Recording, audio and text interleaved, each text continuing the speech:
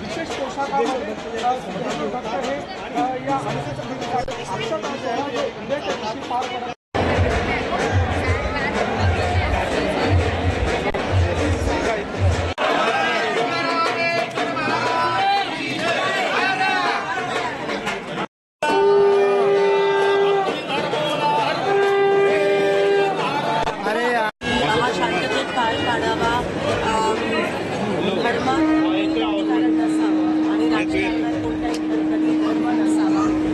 मला असं वाटतं मूळ आपल्याला पाळणं महत्त्वाचं आहे। आज सगळे लोक ह्या यात्रेत गड्ड्यात सामील होतात आणि आज योगायोग असा आहे की आज हुतात्मा दिन पण आहे आणि 4 हुतात्म्यांना आता मी श्रद्धांजली काही थोड्या वेळात वाहणारच आहोत।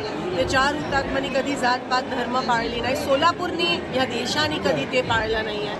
सगळेजण तल्लीन होतात, अक्षता सोहळा असेल, पूजा असेल आणि आज त्याच्यातच आपण एके प्रकारे कुठेतरी मला असं वाटतं देव आपल्याला नेहमी संदेश देत असतो की सगळेजण एक होऊन मला साजरं करा, पण आपणच कुठेतरी विभागणी करत असतो। ह्या गोष्टीची खंत वाटते, पण जणू आज आपण सगळ्यांना मी मनापासून संक्रांतीच्या शुभेच्छा देते आणि तिळगुळ घ्या, गोड गोड बोला, पण मनातून पण आणि ओठावर पण तेच येणं गरजेचं आहे।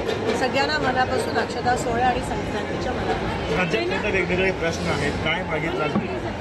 मी कधी काही मागत नाही, माझ्या मनात नेहमी कृतज्ञतेची भावना असते।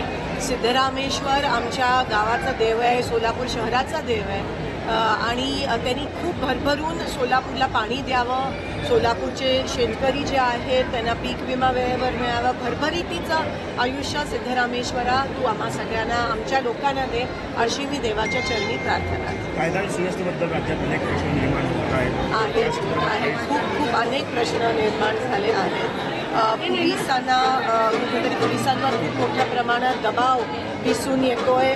बीडचा विषय असेल, परभणीचा विषय असेल, अगदी आपल्या सोलापुरात परवा जी घटना घडली, ज्या दहशतीत राहत आहेत त्याचा मी निषेध करते आणि कुठेतरी सत्ताधारी ह्यांना कायदा सुव्यवस्थेशी काही घेणं देणं नाही आहे, त्यांना फक्त सत्ता पाहिजे आणि त्याच्यातच ते हपापलेले दिसत आहेत। आज योजना पण ज्या अनाऊन्स केल्या त्या पण आता कुठेतरी बंद होण्याचं एक षडयंत्र आपल्याला सत्ताकडून